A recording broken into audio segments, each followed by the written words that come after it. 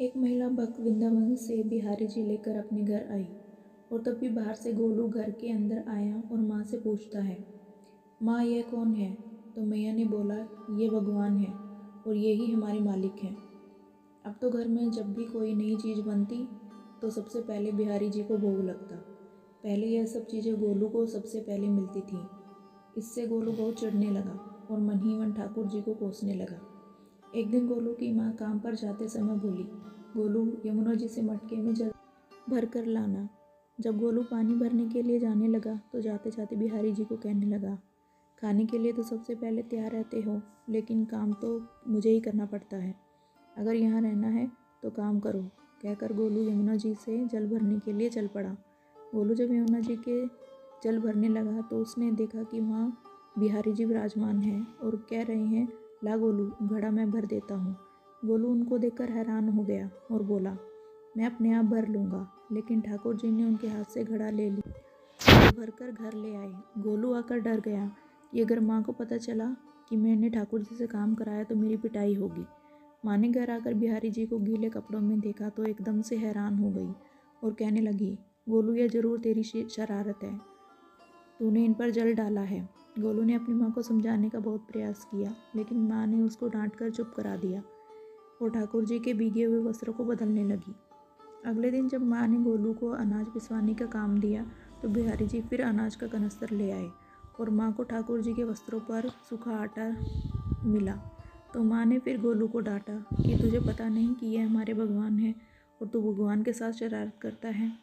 आज तूने फिर इनके ऊपर आटा फेंका। तो गोलू शपथ लेकर कहने लगा, नहीं माँ, मैंने कोई शरारत नहीं करी। यह तो मेरे हाथ से गेहूं का कनस्तर लेकर खुद पिसवा कर आए हैं। गोलू की माँ आज बहुत गुस्सा हुई। अगले दिन फिर माँ बोली, बेटा गोलू, आज तुम्हारे पापा गांव से बाहर गए हैं, वापस आएंगे, बस आज का ही काम है। तुम जंगल से थोड़ी लकड़ियाँ ले आओ। गोलू फिर डर गया, कहीं ठाकुर जी मेरे पीछे ना आ जाएं। गोलू ने माँ को बोला कि मैं चला तो जाऊँगा, लेकिन बिहारी जी को समझा लो वो मेरे पीछे ना आए। उसकी माँ हंसकर बोली, हाँ हाँ समझा दूँगी, तुम जाओ तो सही। गोलू जल्दी जल्दी लकड़ियाँ लेने जंगल में चला गया और माँ काम पर चली गई। लेकिन उस दिन माँ काम से जल्दी वापस आई और देखा बिहारी जी अपनी चौकी पर विराजमान नहीं है। वह तो एकदम से घबरा गई कि कहीं गोलू की शरारत तो नहीं। वह भागी भागी जंगल की तरफ गई। तभी उसने देखा कि गोलू के साथ एक इंसान लकड़ियाँ लेकर आ रहा है। गोलू की माँ यह देखकर हैरान हो गई, यह तो बिहारी जी हैं, ये क्या हमारे भगवान। इनका अर्थ गोलू जी ठीक कह रहा था। वह जल्दी जल्दी भागकर ठाकुर जी के पास गई और लकड़ियाँ उनके हाथ से लेते हुए उनके चरणों में गिरकर रोती हुई बोली, ए बिहारी जी, ये आप क्या कर रहे हो? मुझ गरीब का काम क्यों कर रहे हो?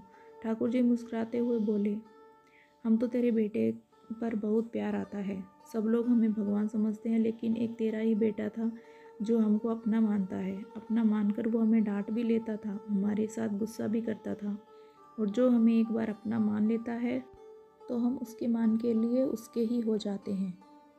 आपको ये कहानी कैसी लगी कमेंट में ज़रूर बताएं और मेरे चैनल को लाइक शेयर सब्सक्राइब करिए। धन्यवाद दोस्तों। जय श्री कृष्णा।